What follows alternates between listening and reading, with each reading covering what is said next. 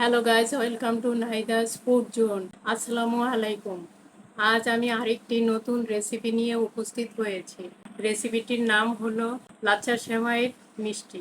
মিষ্টি তৈরি করতে আমি 100 গ্রাম লাচ্ছা সেমাই নিয়েছি। লাচ্ছা সেমাইয়ের মধ্যে 6 টেবিল চামচ ময়দা দিব, 4 টেবিল চামচ গুঁড়া দুধ দিব, 2 টেবিল চামচ চিনি দিব, 1 চিমটি এলাচ গুঁড়া দিব। আমি এখন সবগুলো উপকরণ একসাথে মিশাবো। এই উপকরণগুলো নরম হওয়ার জন্য আমি অল্প গরম পানি উপকরণগুলোর উপর ছিটিয়ে দিব। এখন 5 মিনিট রেস্টে রেখে দেব। আমি শিরা তৈরি করার জন্য এই কাপ দিয়ে 3 কাপ পানি নিয়েছি আর 1 কাপ চিনি নিয়েছি। আমি এখন অল্প অল্প করে চিনি এবং পানি নেড়ে মিশিয়ে দিব। শিরাটা বেশি ঘন করা যাবে না, একটা বলক দিয়ে উঠিয়ে ফেলবো। ফিরে আসলাম 5 মিনিট রেস্টে রাখার পর। এখন এগুলিকে ভালো করে ময়ান করে একটি ডো তৈরি করব।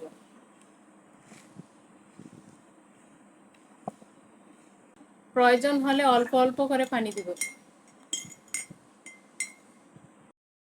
ফিরে আসলাম ডো বানানোর পর। এখন এক এক করে মিষ্টি বানিয়ে নিব। আমার মিষ্টি বানানো শেষ হয়েছে। 100 গ্রাম সেমাই দিয়ে 14টা মিষ্টি হয়েছে। এখন ভাজার জন্য কিচেনে চলে যাই। একটা কড়াইতে মিষ্টি ভাজার জন্য তেল নিয়েছি। তেলটা গরম হলে জালটা কমিয়ে মিষ্টিগুলি এক এক করে ভেজে নিব।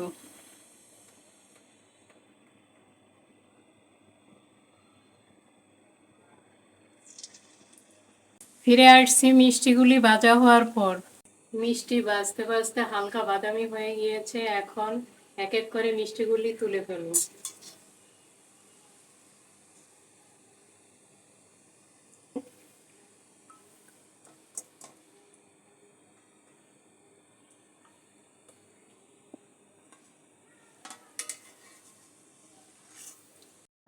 ভেজে রাখা মিষ্টিগুলো শিরার মধ্যে 5 মিনিটের জন্য ভিজিয়ে রাখবো।